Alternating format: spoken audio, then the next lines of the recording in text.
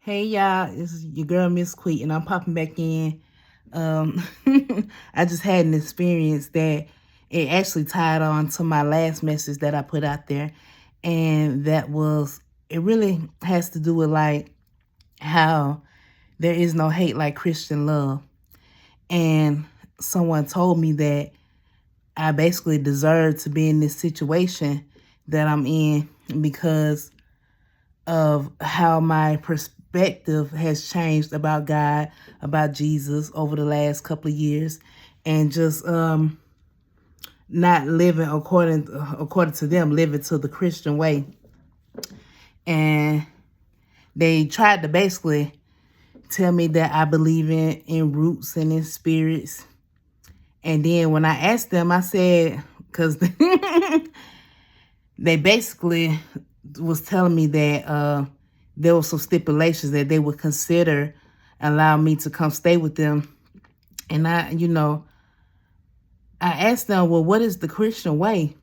Now, of course, I didn't get the answers. I got anger. But I'm just asking in general because they say, now, this is not for the person. This is just, like I said, in general. Cleanliness is next to godliness. But what does your house look like? You said something about me, but I'm like, you do a ritual every first Sunday when you break the bread and it's Jesus's body, and you drink that juice or the wine and it represents his blood. That's a whole ritual. They light the candles at church. You get down and you kneel on the altar. And I grew up AME, so we had to put coverings over our head before we even went to the altar, but that's not considered a ritual. And like, make it make sense. I said they put hands on you. They put holy oil on you and draw symbolisms with the holy oil over your forehead. They lay hands on you. You shout in tongue. And yet,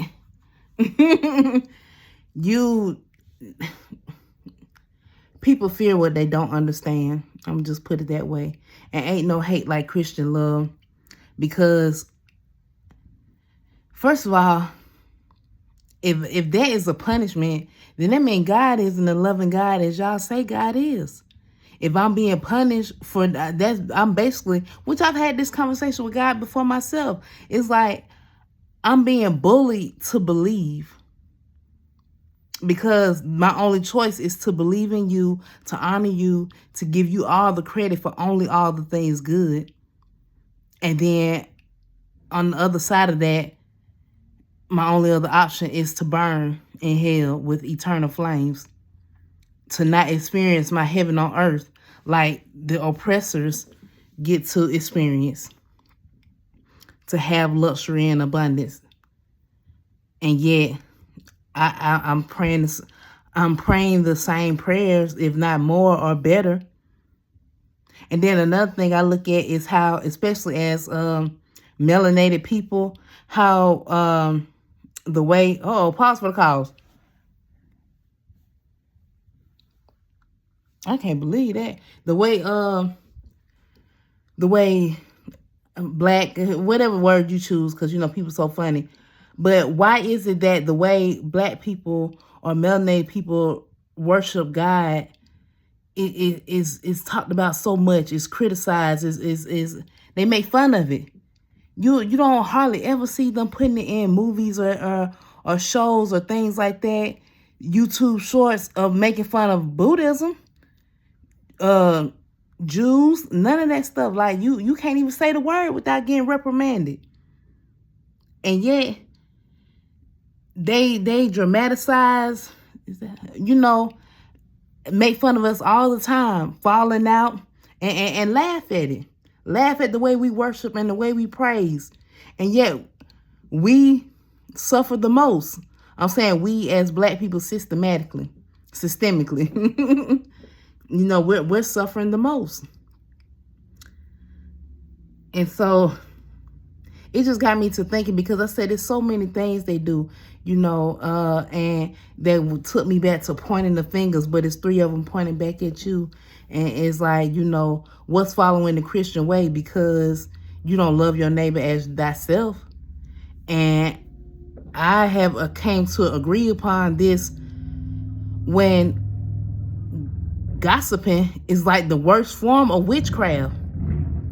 I do my best not to speak ill of anyone, but yet so many of you all will sit there, and I'm not judging, I'm not blaming. I just know what it is, because I have walked into conversations where they're talking about people I know I have been talked about and ridiculed, and it's not being said to my face. But yet y'all don't look at that as witchcraft. Y'all don't look at that as evil doing. You look at it as I'm being punished. When in my heart, I feel like I'm a bigger believer than any of y'all, because I'm actually trying to walk in the way of the Christ-like way. Even though it was just, I don't know if I ever remember teaching that. Learning. But the book in Matthew, and I believe in Luke, where it says Jesus comes to divide. But that's something that you're going to do on your own. Well, But yeah. So it just got me to thinking about practicing what you preach, and being mindful, because I'm not judging others based upon their situation, because I don't know how God speaks to them. I just know how God speaks to me. And I'm following the steps that I need to take, because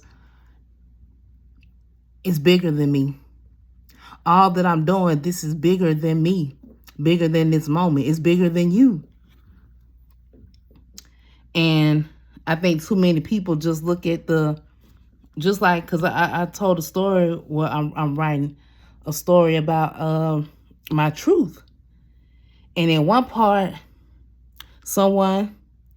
they're so hung up on joining together and with us enjoying the afterlife together. But I said, you making it impossible to enjoy the life that I have with you now. I want to enjoy this moment with you now, because like they tell us, life is but a dream. So why can't we enjoy the moment now? And you're so focused on the afterlife that you're missing the present, the gift.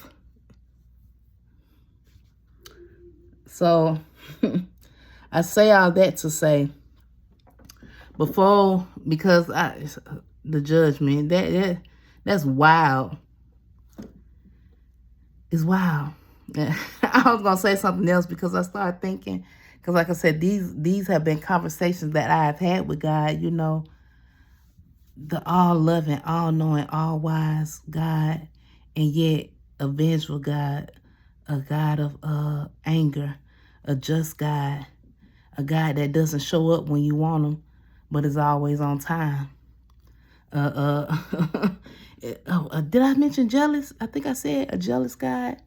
A God that took the time to go through and swipe all the firstborn babies. You can find chapters after chapters. One of my favorite books is when God sent 2 bears for making fun of, what's his name? It started with a J. I'm just calling him the prophet. For being bald. And sent 2 bears to kill 42 boys. Great story. Yes, way to go, God. And I'm not knocking God, because like I said, I believe in a higher power. I believe that this is bigger than me. I believe that my soul agreed to go through this mission. It's just being down here in the physical is not as easy as it seems. It's not... I don't know what I was signing up for. I'm just saying that. But I know it's for a greater purpose. It's for a greater good. I'm trying to do right by humanity.